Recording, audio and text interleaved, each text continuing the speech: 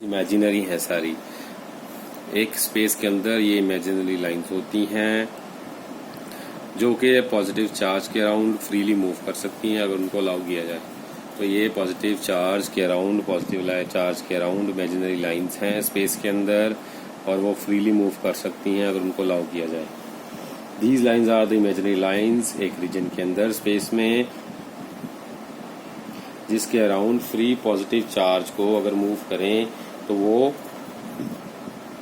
Move कर सकता है। तो एक वर्ड याद रखना है कि फ्री पॉजिटिव चार्ज अगर उसको अलाउ किया जाए मूव करने के लिए तो वो मूव कर सकता है। अगर वो जहां जहां मूव करेगा वहां वहां पे इलेक्ट्रिक फील्ड लाइन बनेगी। तो जहां जहां वो मूव कर सकता है वहां वहां पे इलेक्ट्रिक फील्ड लाइन बनेगी। तो इसका मतलब ये हुआ सर कि यहाँ से एक पॉजिटिव चार्ज को रखा गया तो जो इस डायरेक्शन में जा रहा है। जी सर, इधर भी सर, हाँ सर, इधर भी सर, हाँ सर। तो यहाँ ये जो लाइंस है इमेजिनरी लाइंस ये शो कर रही हैं कि यहाँ पे पॉजिटिव चार्ज रख के उसको मूव करवाया गया था और वहां जहां जहां वो मूव कर सकता था वहां वहां पे ये लाइंस एग्जिस्ट कर गई। तो ये होती हैं इलेक्ट्रिक फील्ड लाइंस। तो this is the important keyword which we need to write. जब पेपर में क्वेश्चन आएगा तो भाई हमें ये वर्ड लिखना पड़ेगा कि पॉजिटिव फ्री चार्ज, ठीक है, जो जिसको अलाउ किया गया मूव करने के लिए वो मूव करा तो उससे बनेगा। Okay sir, point clear. Moving to the next thing that is important points.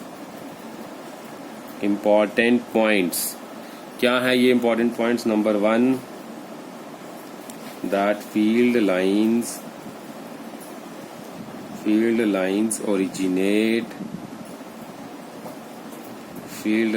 originate from positive charge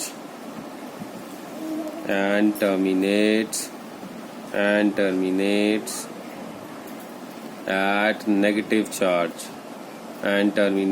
at negative charge Field lines originate from positive charge and terminates at negative charge। मतलब ये positive charge से शुरू होता है और negative charge पे जाके ये खत्म हो जाती हैं फील्ड लाइंस। तो पॉजिटिव से शुरू और नेगेटिव पे खत्म। तो यहाँ पे पॉजिटिव चार्ज से शुरू, यहाँ पे नेगेटिव चार्ज पे खत्म। तो यहाँ से शुरू हुई, यहाँ पे खत्म हो गई, लाइक दिस। ओके सर, आपने पॉजिटिव से नेगेटिव की लाइन खींची और आपने बताया ये पॉजिटिव से ओरिजिनेट होके फील्ड लाइंस नेगेटिव पे खत्म हो जाती है। ये कौन सी लाइन है सर? ये भाई इलेक्ट्रिक फील्ड लाइन है। Second, they do not form closed loop. ये क्लोज्ड लूप नहीं बनाती। जैसे कि मैग्नेटिक फील्ड लाइंस आपने जूनियर क्लासेस में पढ़ा होगा कि magnetic field line forms closed loop, but they do not form closed loop. ये क्लोज्ड लूप नहीं बनाती। वैसे क्लोज नहीं होंगी, जहां से शुरू की घूम के वहीं पे आएगी, वैसा नहीं है ये। Third, they do not terminate in space. ऐसा नहीं कि स्पेस में खत्म हो जाएंगी ये do not terminate in space. They terminate eight, फिर खत्म कहाँ पे होती हैं सर? फिर ये टर्मिनेट होती हैं at infinity. They terminate at infinity. Okay, अगला पॉइंट है the number of field lines are subjective but the density of field lines is objective। The number of field lines are subjective but the density of field lines is objective। तो जो number of field lines हैं ये subjective हो सकती हैं, but जो इनकी density है अभी कितनी ज़्यादा है या कितनी कम है density, that is an objective thing. Right sir, आपने ये बता दिया कि इम्पॉर्टेंट 5 पॉइंट्स बताया आपने। पहले में बताया ये पॉजिटिव से स्टार्ट होता है, नेगेटिव पे खत्म होता है। दूसरे में बताया क्लोज लूप नहीं बनता। तीसरे में बताया है कि ये स्पेस में कभी टर्मिनेट नहीं होते। तो फिर मैंने पूछा सर कहाँ टर्मिनेट होते हैं, तो सर ने बताया कि ये टर्मिनेट होते हैं इन्फिनिटी पे। उसके बाद सर ने बताया कि जो नंबर ऑफ फील्ड लाइंस हैं ये दे आर सब्जेक्टिव, पर उनकी जो डेंसिटी होती है ये ऑब्जेक्टिव होती है। अगला पॉइंट है इसके अंदर the number of field lines from the charge is directly proportional to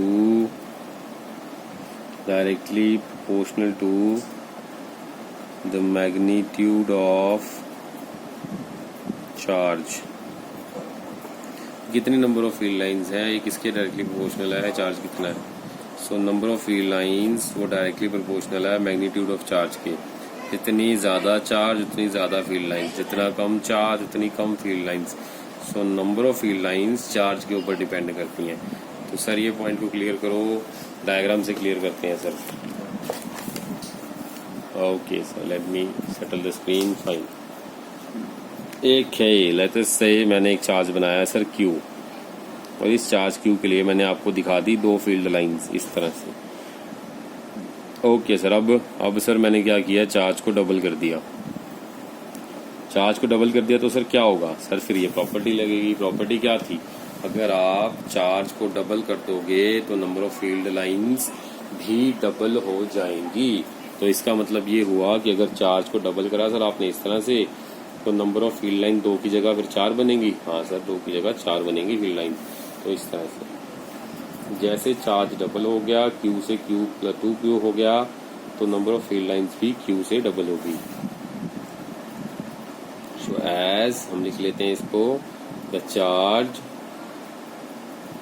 doubles then number of field lines also doubles. अगर चार्ज डबल हो जाएगा तो नंबर ऑफ फील्ड लाइंस भी डबल हो जाएंगी। होप सर आपके क्लियर हो गया। जी सर, ये क्लियर हो गया। अगर चार्ज डबल हो जाएगा तो नंबर ऑफ फील्ड लाइंस भी डबल हो जाएंगी।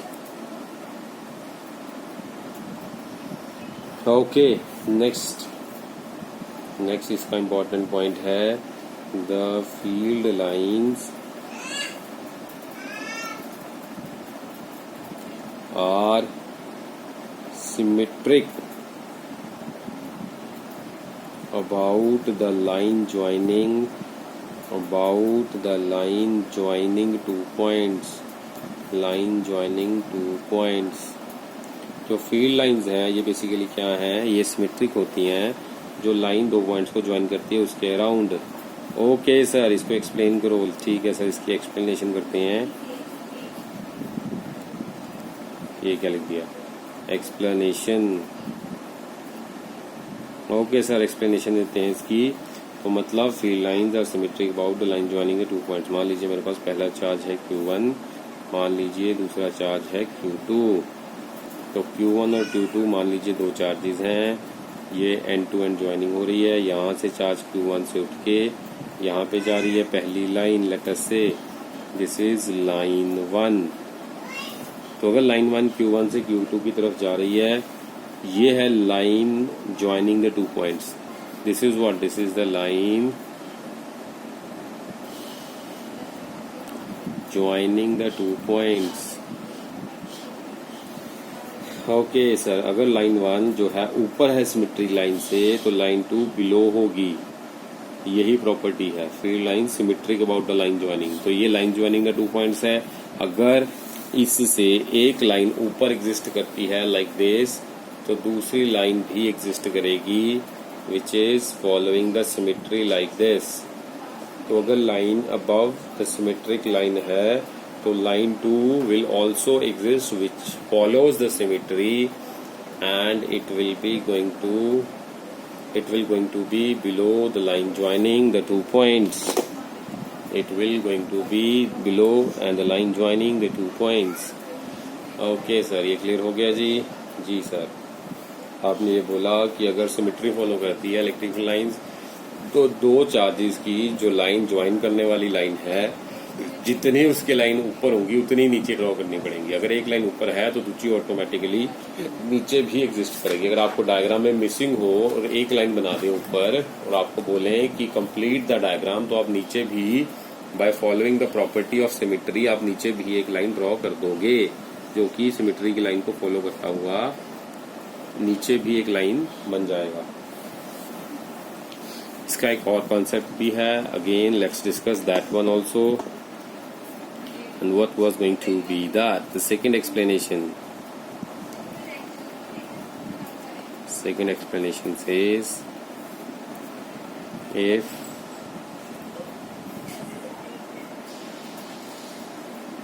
the angle between two field lines is more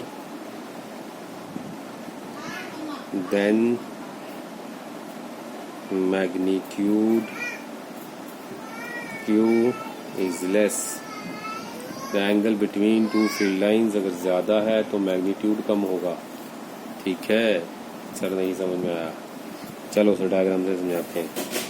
मान लीजिए Q1 पहला चार्ज है हमारे पास एंड मान लीजिए Q2 है हमारे पास सेकंड चार्ज। तो टोटल दो चार्जेस मैंने ले लिए सर, एक Q1 चार्ज और एक Q2 चार्ज। तो Q1 और Q2 अगर मेरे पास दो चार्जेस हैं तो ये उनकी अगर लाइन ज्वाइनिंग द सिमेट्री है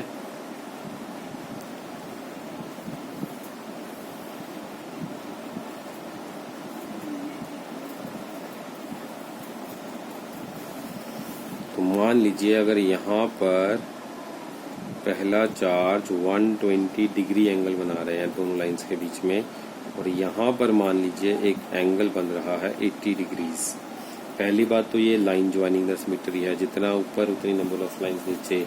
लेकिन हमारा कॉन्सेप्ट ये है कि अगर एंगल जो दो फील्ड लाइंस के बीच में जहां पर ज्यादा होगा वहां पर मैग्नीट्यूड चार्ज का ज्यादा होगा। अगर आपसे पूछें कि सर ये बताओ Q2 का मैग्नीट्यूड ऑफ चार्ज बड़ा है या Q1 का मैग्नीट्यूड ऑफ चार्ज बड़ा है, दोनों में से किसका मैग्नीट्यूड बड़ा है, बीच में लगा दिया बॉक्स।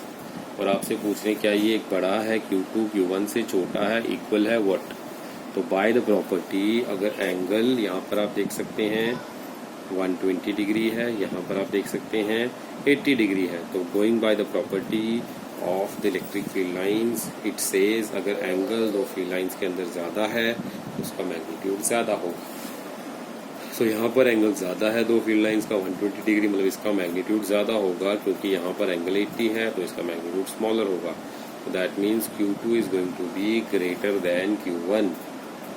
तो होप सर क्लियर होगा? हाँ सर क्लियर होगा। आपने ये बताया कि जिन्स के बीच में लाइंस के बीच में इलेक्ट्रिक फील्ड लाइंस के बीच में अगर एंगल बढ़ा तो इलेक्ट्रिक फील्ड की वैल्यू ज़्यादा, अगर एंगल छोटा तो इलेक्ट्रिक फील्ड की वैल्यू कम। Okay, moving to the next explanation and that says one moment let me settle the screen. Okay, that says the density, that is relative closeness of field lines gives magnitude of field, means more the closeness, more will be the field, जितनी ज़्यादा closeness होगी उतना ज़्यादा field होगा। So more the closeness more will be the field. तो density जो है field lines की ये हमें बताती है मैग्नीट्यूड फील्ड लाइंस का। जितनी ज़्यादा क्लोजनेस मतलब उतना ज़्यादा फील्ड, जितनी ज़्यादा क्लोजनेस मतलब उतना ज़्यादा फील्ड। तो होप सर आपको ये क्लियर हो गया। हाँ सर, आपने बताया जितनी पास होंगी magnetic field lines, sorry electric field lines, उतना ही उसका ज़्यादा मैग्नीट्यूड होगा। जितनी दूर दूर होंगी इलेक्ट्रिक फील्ड लाइंस उतना ही उनका कम मैग्नीट्यूड होगा। तो इसको सर डायग्राम से बताओ। ठीक है सर, डायग्राम बना देते हैं इसका। तो late me settle one moment, start. Okay, तो मान लीजिए ये पहली, ये दूसरी और ये तीसरी। इस तरह से 3 फील्ड लाइंस मुझे दे रखी हैं। तो यहाँ पर लेटर से पॉइंट ए ले लिया हमने, यहाँ पर मान लीजिए हमने पॉइंट बी ले लिया और यहाँ पर मान लीजिए हमने पॉइंट सी ले लिया। ए बी सी 3 पॉइंट्स ले लिए मैंने। और अगर आपसे कोई पूछ रहा है electric field line at point A as compare to electric point at point B, कौन ज़्यादा होगा दोनों में से, तो आपका आंसर होगा sir electric field at point A is more as compared to electric field at point B. Similarly,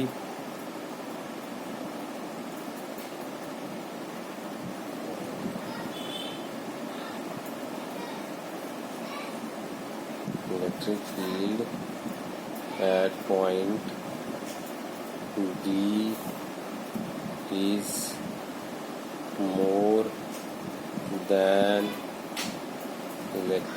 at point C is more than electric field at point B.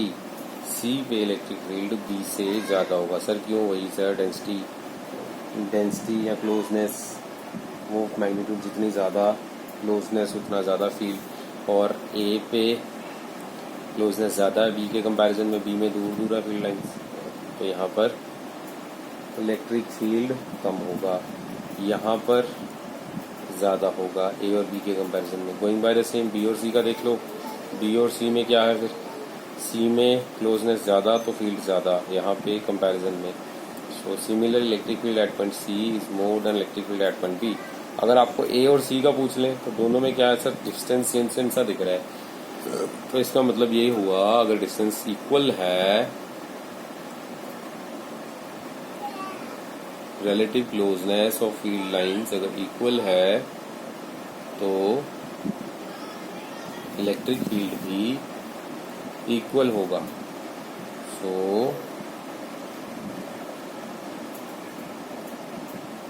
Field at point A and C is equal, तो electric field A और C point पे equal होगा।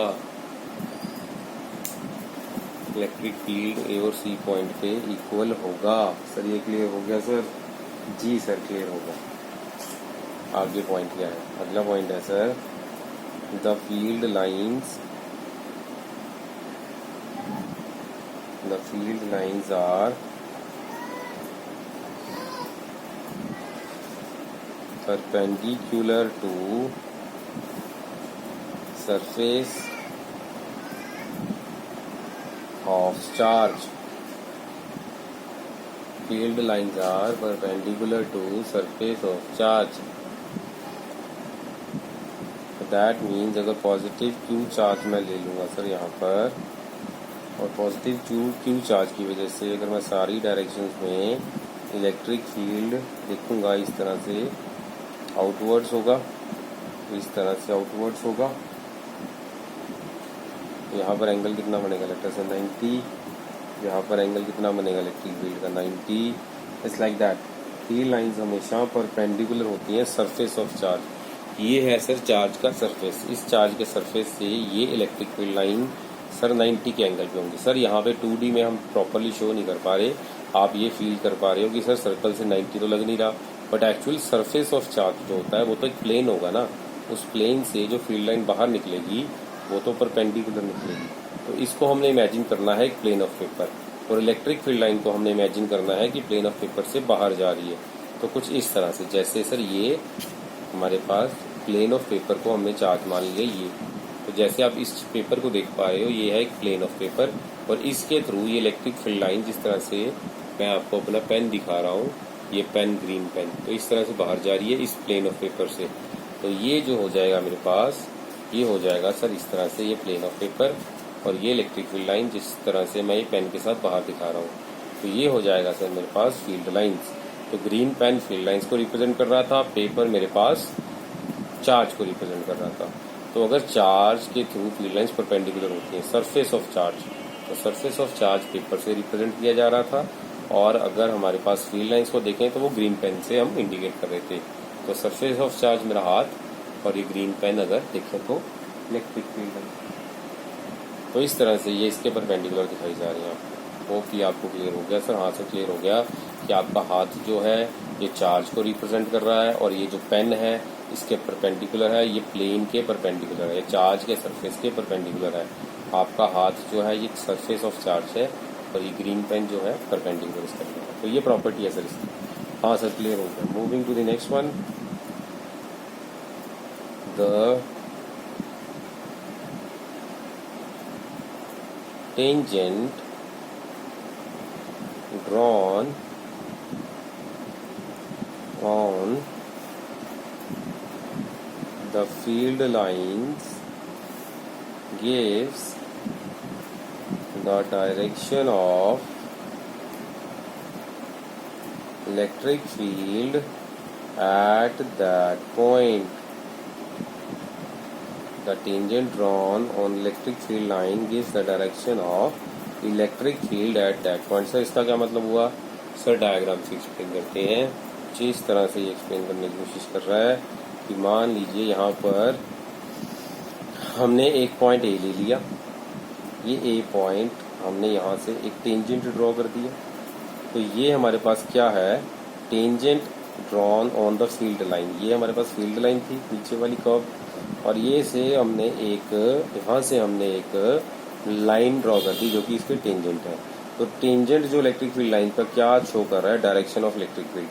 This shows direction of electric field E, और यहाँ पर भी यही होने वाला बी, इससे इस डायरेक्शन में। This shows direction of electric field E. तो इस तरह से टेंजेंट में ड्रॉ करके गिवन पॉइंट्स के ऊपर इलेक्ट्रिक फील्ड लाइन की, वो लाइन के ऊपर एक पॉइंट्स को ऑब्जर्व करके उसके थ्रू टेंजेंट ड्रॉ करके मैं शो कर सकता हूँ डायरेक्शन क्या होगी। तो हमेशा टेंजेंट होती है डायरेक्शन। इलेक्ट्रिक फील्ड लाइन से टेंजेंट ड्रॉ करो, जो टेंजेंट की डायरेक्शन है तो वही डायरेक्शन होती है इलेक्ट्रिक फील्ड लाइन की। Going by the last property that says two electric field lines, two electric field lines never intersect. One moment, let me settle the screen. Field lines never intersect. Two electric field lines never intersect. ये लोग कभी भी intersect नहीं करती, because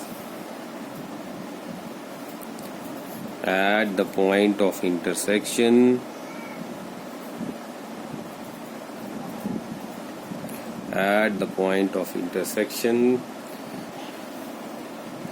two tangents indicates